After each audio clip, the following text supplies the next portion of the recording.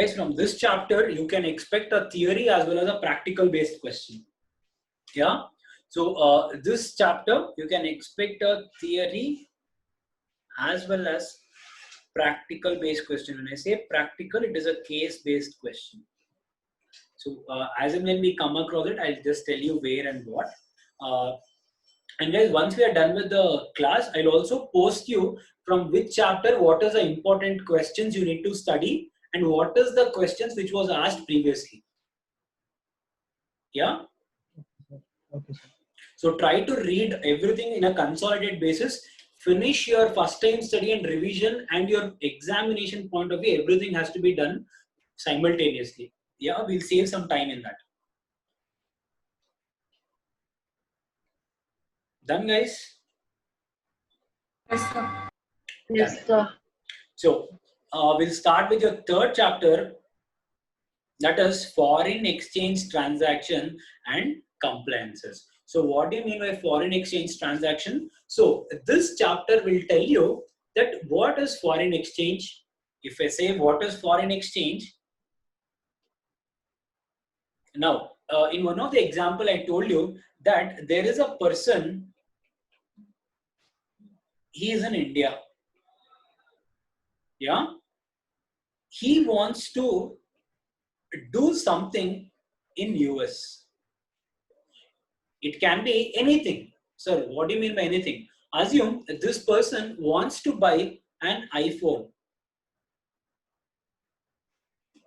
from US, or he might also want to buy a house in US, or he just wants to pay certain money, that is your normal transaction, whatever he wants. He has taken something, or he has someone in US, he wants to pay to them. So in this chapter, we'll be seeing what are the types of transaction and between whom it is happening and what are the compliances to follow. So these are current account transactions.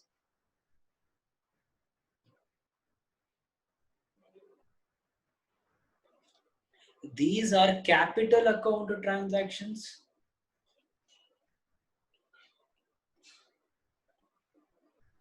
So what is that you have to follow for current account transaction? What is that you have to follow for capital account transaction? And who needs to follow? Sir, what do you mean by who? When I say a person who was in India, he wanted to do these things. Now assume this person can be a resident Indian or a person resident outside India. So just like your tax, what is that? There is a slab, or there is a difference between what is to be followed by which person and what is not to be followed by which person.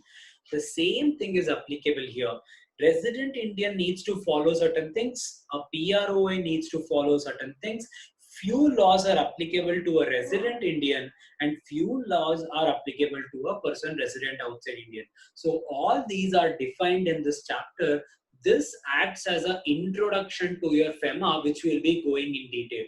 Sir, is this chapter also a very small one? It is in detail. It lays a foundation for you to get into the next chapters. So concentrate properly and get your doubts solved if any. So he is called as PRA and this person is called as PRO. So this is going to be the background of this chapter and we will be studying in detail regarding these things. Any doubt, guys?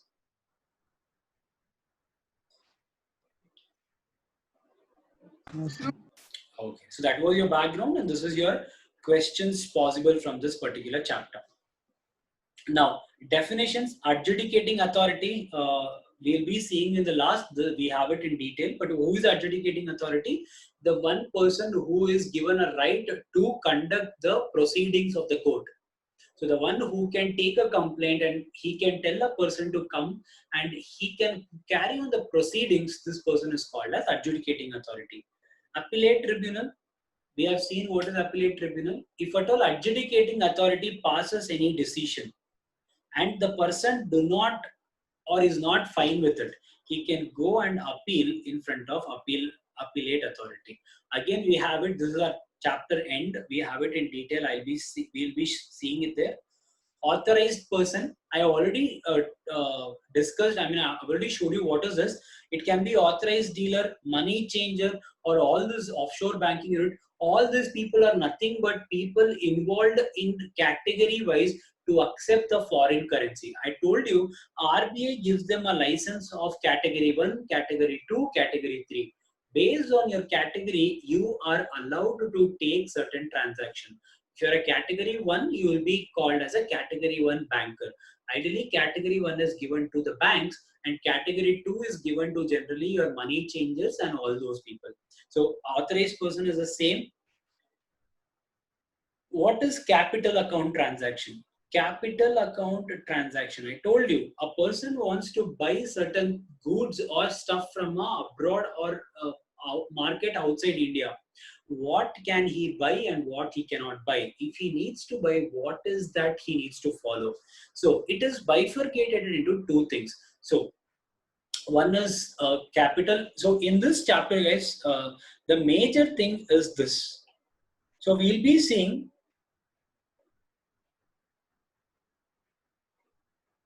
transactions. So in this we have what is capital account transaction, and we have what is current account transaction. So in this we have prohibited sector, what can you do, what you cannot do, what is the procedure, what is the policies and all. And next one we have person. In that we have person resident in India, and we have person resident outside India. So what is a person resident in India? What is the criteria? If you remember your tax, you have that 180 days conditions and all. Here also we have certain conditions. Again, this is where you can expect a practical based question. They will ask you a case based question. Who is a PROI? This we'll be seeing, and we'll be seeing who is this authorized person, which I've already told you who is what. And the last part will be your adjudication. That is appellate tribunal, whom to file case, who will answer your questions and all will be coming under this chapter. So this is the overview. So this is what we'll be seeing in this chapter. Transactions, capital and current, what is capital, what is not, what are the procedure, and person, how to categorize who is a PRI, PROA, and all that we'll be seeing. Capital account transaction. So what is a capital account transaction? Capital account transaction has been defined to mean any transaction which alters the assets or liabilities, including contingent liabilities outside India of PRI, or assets or liabilities in India of person resident outside India. So what do you mean by that, sir?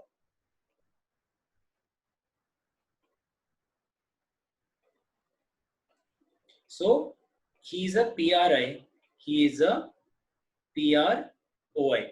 So if you are a person resident in India, assume you hold any assets or liabilities,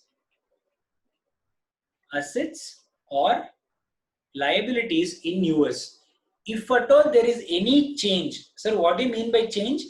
It can be increase or decrease, anything with respect to assets or liabilities of person resident in India, of his assets and liabilities abroad, that is outside India, or if you are a person resident outside India,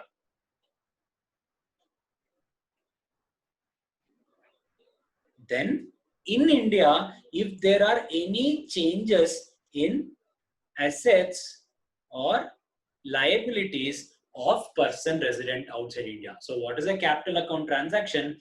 A person resident in India, any changes to his assets or liabilities holding outside India or a person resident outside India, any assets or liabilities and any changes to it of his assets or liabilities in India are categorized as capital account transaction. Now try to read this once, it will make sense. Try to go through that once, guys. And let me know if you are not able to understand. So can you repeat the current account transaction once? Current account is not at all told. I haven't explained. Wait for current account. Did you understand capital account?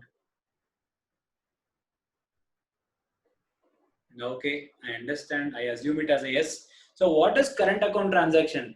RBI said it very clearly. What? I will not make the life of the students miserable. Sir, what do you mean by that? I will define only one thing and the other one is presumed. Sir, what do you mean by that? The term current account transactions has been defined to mean a transaction other than a capital account transaction. Sir, what do you mean by that? Any transaction which is not a capital account transaction will be considered as current account transaction. RBI saved your lives here. It said it includes payment due in connection with foreign trade, other current business, service and short-term banking credit facilities in the ordinary course of business. Payments due as interest on loan, as net income from investment, remittance for living expenses of parents, spouse, children residing abroad, expenses in connection with foreign travel, education, medical care, parents, spouse, and children. All these things comes under your current account transaction. I told you, your normal regular business, a current account transaction. You want to travel abroad. Sayan wanted to travel US. It's a current account transaction. You have your siblings, or say for example, there is a father who wants to give certain money to his child who is studying abroad. Current account transaction.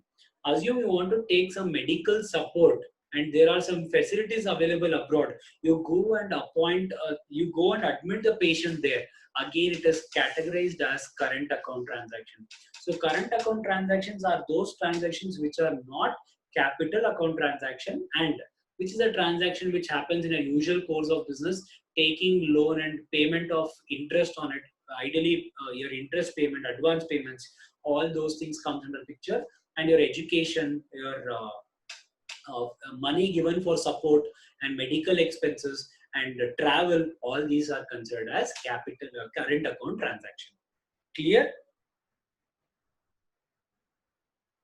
Yes, sir. Yes, sir. So what is foreign exchange? I told you the foreign currency. What is foreign exchange has been defined to mean foreign currency and includes everything. Everything, sir, everything. It includes deposits, credits, balance payable, foreign currency, drafts, traveler check, letter of credit, bill of exchange, anything happening between two countries, it's called as foreign currency. It's called as foreign exchange. What is person? Person includes an individual, HUF, a company, firm, association of person. So guys, if you remember, if it is person, it includes an individual as well as a body corporate. If it's individual, we are talking about a living person. So when it is person, it can be artificial or natural. So here they are talking about person. So it can be an individual or HUF, partnership firm, company, trust, anything. It can be anything. So it is called as a person.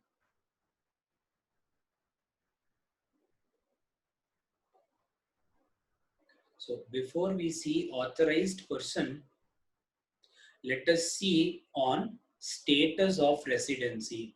So guys, I told you, we'll be seeing about residency. The second one, who is the person, what is his residential status?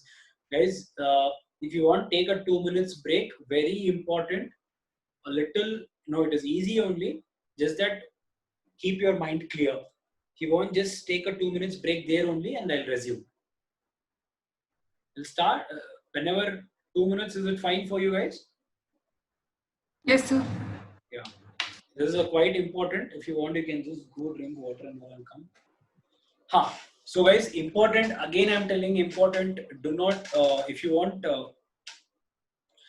Let me know wherever you're not able to understand. I do not mind repeating. It is a possible case-based question. So, status of residency. What do you mean by that? Based on your residence in India, you can be categorized either as a person resident in India or a person resident outside India. So, what is the category? So, there are 3 conditions you need to follow or fulfill. I've given you in detail on how to check the condition, how to break also, but yeah, try to focus here. So, what is the first condition? When you are checking the status of person resident in India, first check for the first condition. What is the first condition? Person shall be residing in India for more than 182 days in previous year. So what is this previous year, sir? Whenever you're checking the status, for example, guys, if I'm checking for 2021, my previous year will be 19 and 20. So the first condition is in the previous year, he should be resident for 182 days. Yeah, so the first condition.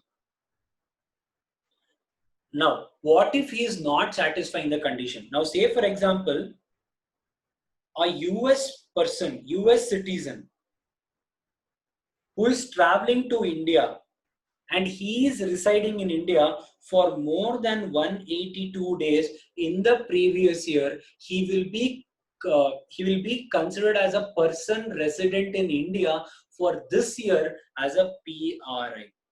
So we'll be seeing case based. I'll give you one scenario also. We'll be seeing in detail, but I'm wantedly gave you an example of US citizen. So a person who is coming from abroad and staying in India in the previous year for 182 days or more, he will be considered as a person resident in India, PRI. Now,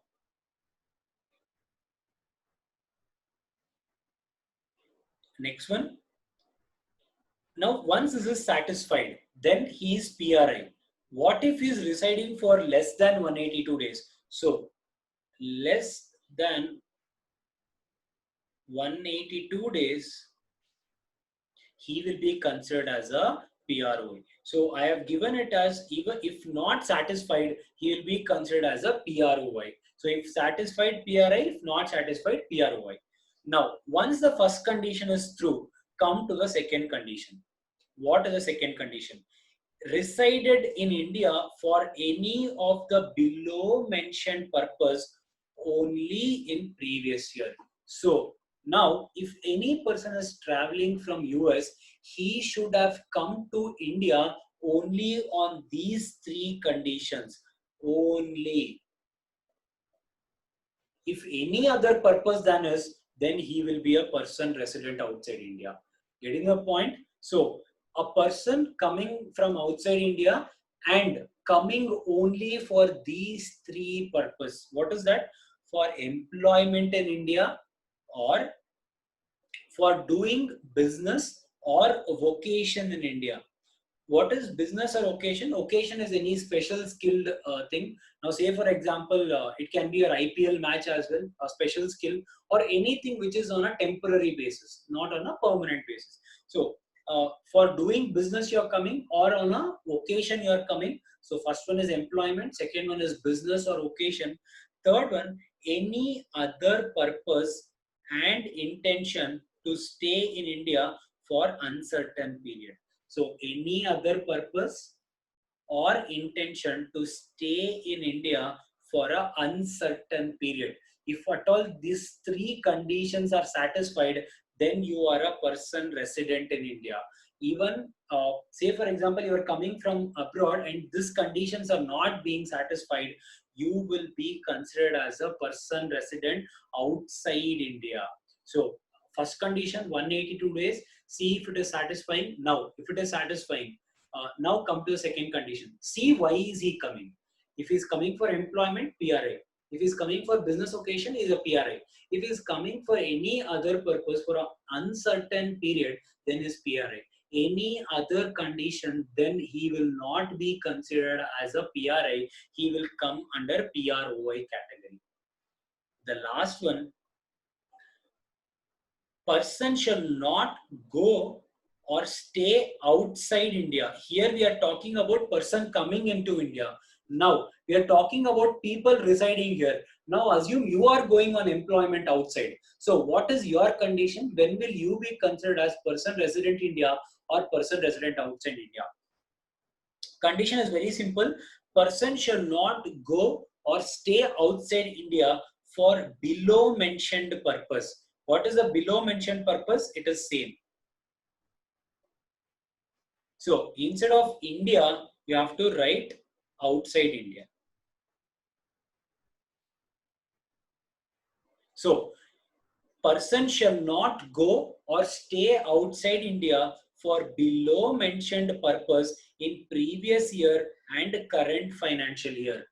So here we are talking about 2021 as well as 1920. This was your previous year. This will be your current year. So what are they telling? Now assume you are an Indian citizen or you are an Indian. You were in India for a very long time. Now you are traveling abroad.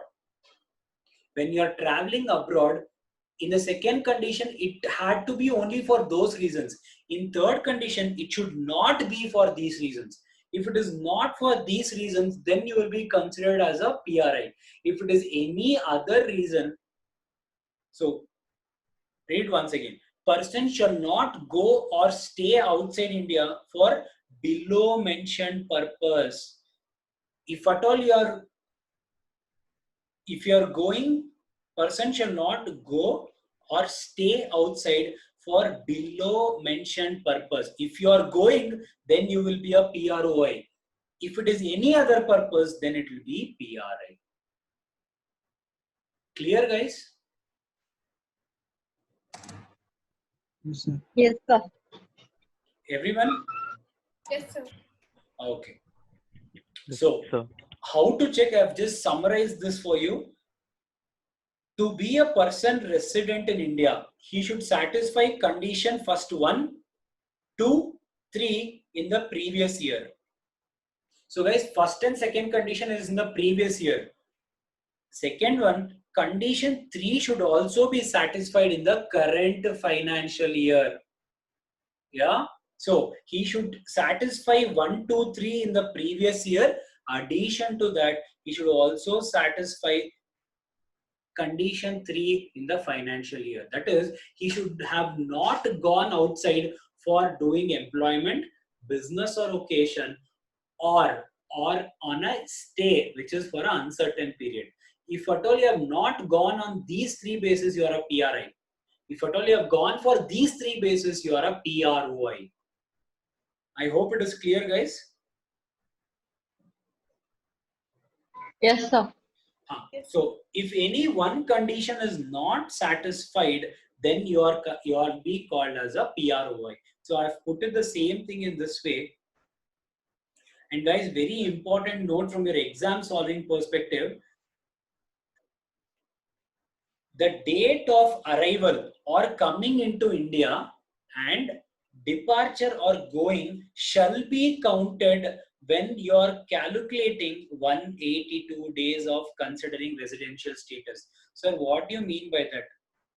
Assume there is a outsider who comes into India on 1st January 2020 at 11:59 seconds.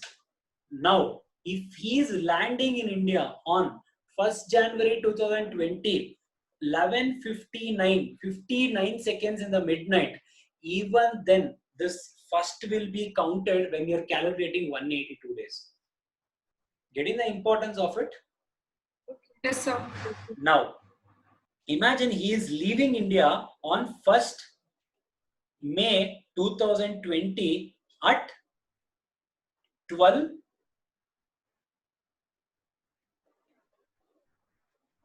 At 12 o'clock in the midnight, at 1 second is passed. Yeah, 1 second is passed. Even this day is considered for calculating his stay in 182 days. Getting the meaning? Yes, sir. Yes, sir. So when you're calculating, always calculate the day of arrival as well as the departure in 182 days. So this will help you from your exam point of view. So guys, try to calculate this question. Try to solve this. A foreign citizen comes to Bangalore on employment visa on 25/10/2005 and he left India on 10 August 2006. What is his status in the year 2005, 2006, 2006, 2007, 2007 and 2008?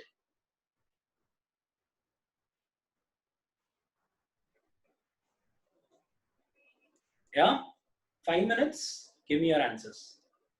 Yes, sir. Huh. So in the year 2005, 2006, what is your answer? PROI. 1 second. Non-resident. PROI. So in the year 2005, 2006, it is PROI, is it? Oh, PROI. Okay, in 0607, PRI. No, PROI. 1 sec. PROI of 2006 and So 7 also. PROI, sir, because he's not staying he's staying less than 182 182 days, Oh, right? yeah. Yes, sir. okay, we'll see. It is 132. 0708, The PROI. PROI. PROI only. Yeah, over. PROI. PROI. Yes, sir. Sir. Sure, guys? Yes, Everyone sir. Yes, understood? sir. Yes, sir.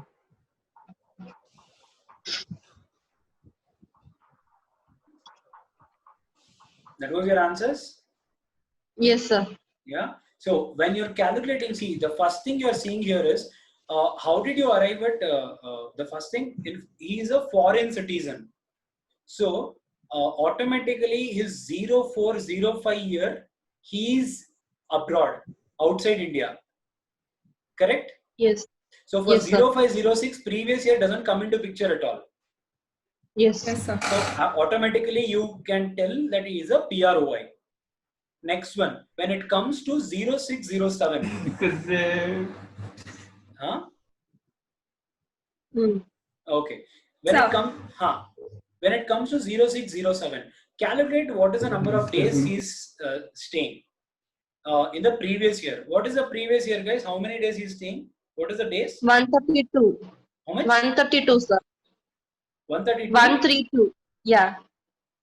Who is it? Yes. Okay. In 2005-06, he's staying for 132 days, is it? 32. Yes, sir. No, in 2005-06, it is 158. 158. Yes. Okay. And in 6-7? 132. 132. So guys, one more thing, do not club and take. It is respect to that particular financial year, that is previous year. So when you are calculating, you are taking only for that previous year. If at all you went wrong, that would have been a mistake. So now come in 0506. Now we are seeing for 0607. In previous year, it was only 158 days. So condition not met. Now 0708, again the previous year condition is only in India for 132 days. Again the condition is not met. Clear? Yes, sir. So guys, why is the relevance of foreign citizen here? It is just to take the previous year for the first year. If it is Indian citizen, then this would have been PRI, correct? Yes, sir. Yeah? Yeah. Yes, sir. Okay. Guys, one thing, the same question, replace this with Indian citizen and this as US.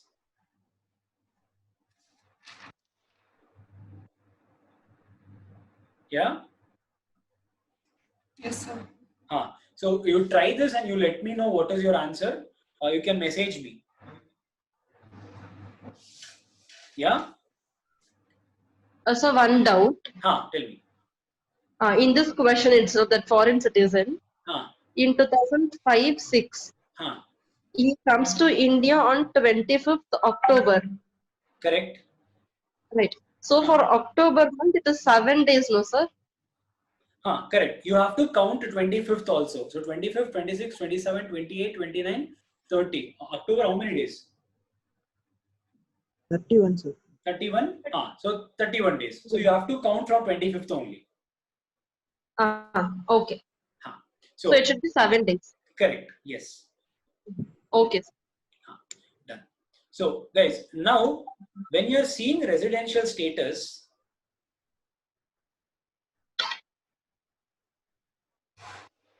we have to see it for two people because we are saying it as person.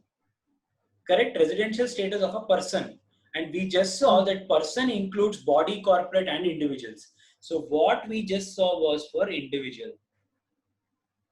How about for a company or a body corporate or a partnership or a LLP or any such thing?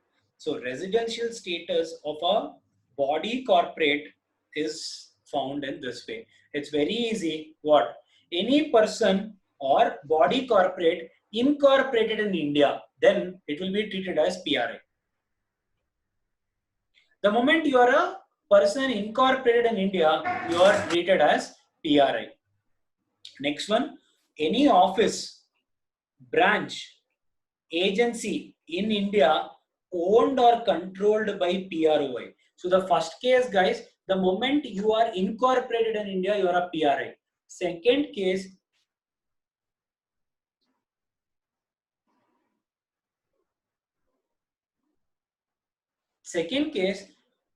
any office, branch, agency in India owned or controlled by PROI, it is again called as a PRI. So what do you mean by that? Assume there is, say, Accenture office.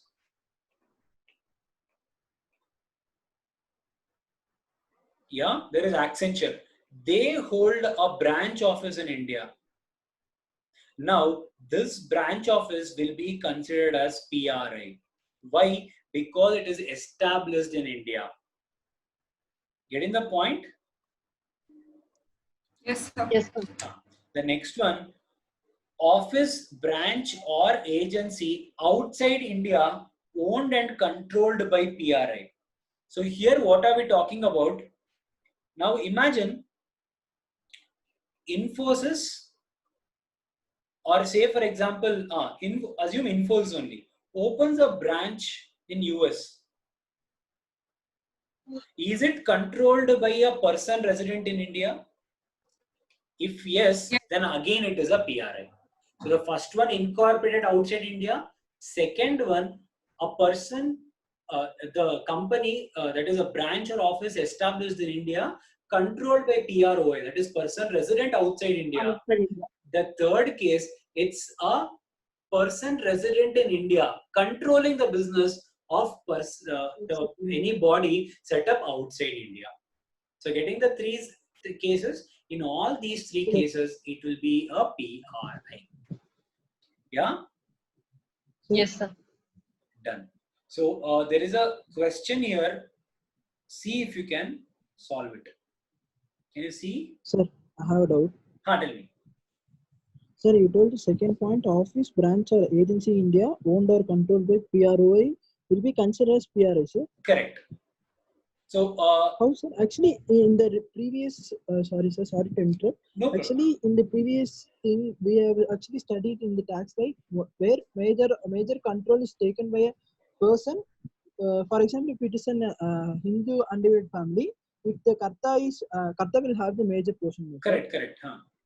So if he is where he is situated, and the major thing or decision is taken, that place or that thing will be taken as the residential status.